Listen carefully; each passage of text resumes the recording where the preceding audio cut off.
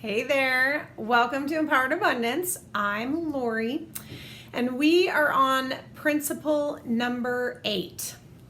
And if you don't know what I'm talking about, just go back and look for the introduction and then principles 1 through 7. But basically, we're doing a series of foundational principles to live a life fully alive. Okay? So with principle number 8, let's start with the principle. So everything is energy, right? And we know that science now proves that everything is energy. And then, E equals MC squared, right? But when we look at the biology of the unseen, right? Principle number 1 is, I think it's principle number 1. We're 100% physical and we're 100% non-physical. So even the non-physical is energy. When we think thoughts, they can measure how our brain is functioning based on those thoughts because of electrical currents that are created when we think a thought. We also know that there is energy that is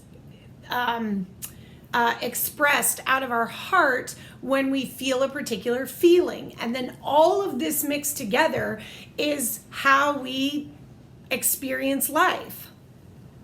So I'm going to go out on a little bit of a limb with this principle. But let me preface it by saying I am not trying to be right. This is not about this is a right idea or a wrong idea, or Lori's principles are right or wrong. I'm not trying to be right. I'm trying to live free, and I'm trying to share what my personal journey has been on going from a super sad, suicidal, struggling in relationships type person to somebody who is living fully alive.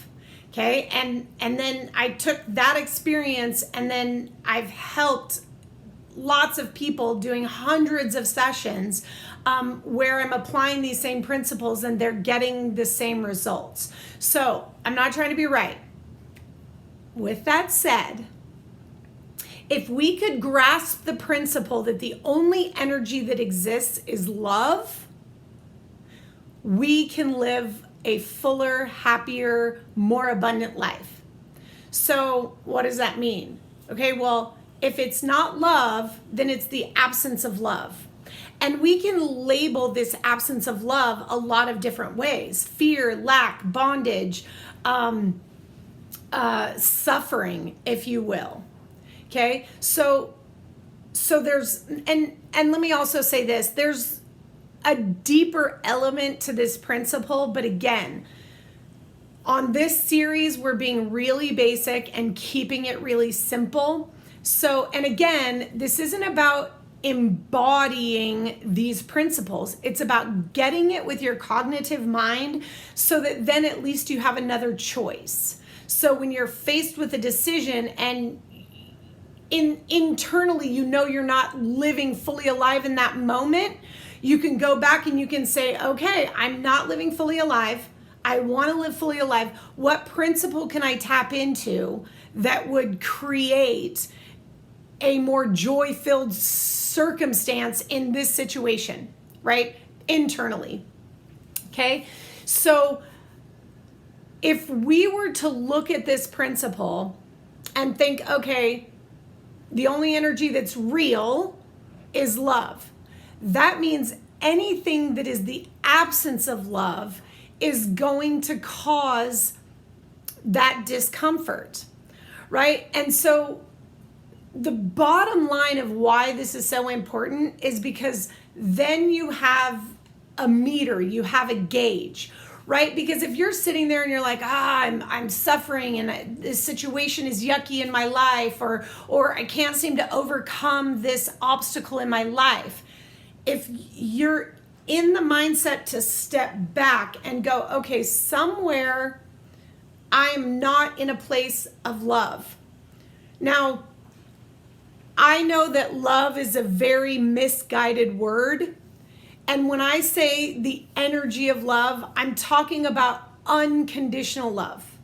I'm not talking about the world, the way the world sees love. I'm talking about from a foundational truth of unconditional love, right? So if we were to step back from a situation and look at it, can we honestly say, I'm not judging this situation at all, right? Because if it's unconditional love, that means there's no condition that would change the way that I'm seeing this. So judgment changes the way we see things, right? Because if I'm seeing it as a wrongness, then I'm going to perceive the situation differently. If I'm seeing it as a rightness as opposed to a wrongness, there could still be some dis-ease. Now, let me explain how that happens. So if I look at somebody who's a millionaire and I'm not a millionaire, and I say, it's right to be a millionaire. Well, if I'm judging that it's right, then I'm judging that it's right compared to wrong, which is not a millionaire, which is me, which is why I'm suffering, right? But if I look at the situation and I go, wow, that person's a millionaire, that's awesome. Now, believe it or not, when I remove the judgment and I put in love, which is unconditional, which means he's not better than me or she's not better than me, it's just they have millions of dollars and I don't, right? It's just awareness. Then I can actually go, what do I want to do about that? Am I content where I'm at? Do I want to do something different? Do I want $1 million? But if I'm longing for the $1 million because that's right and I'm wrong, I've clouded my ability to actually choose and move. Yes? So when I look at a situation and I recognize that I'm struggling in whatever facet, lack, fear, whatever, and I step back and I go, okay, what would love look like in this situation, i.e. unconditional? Then I can actually find the okayness with where I am and who I am, and that exactly where I am is where I'm supposed to be. And then I can make decisions to change where I am if change is what I want. Yes? Cool. All right. I know this is a deep one, and that's why I said I'm not trying to be right.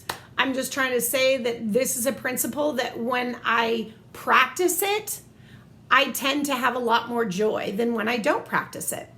So, questions, concerns, comments, go ahead and leave them, and I'll reach back out to you. You guys have a great day. I'm super excited about principle number 9, and I'll see you tomorrow with that. Thanks.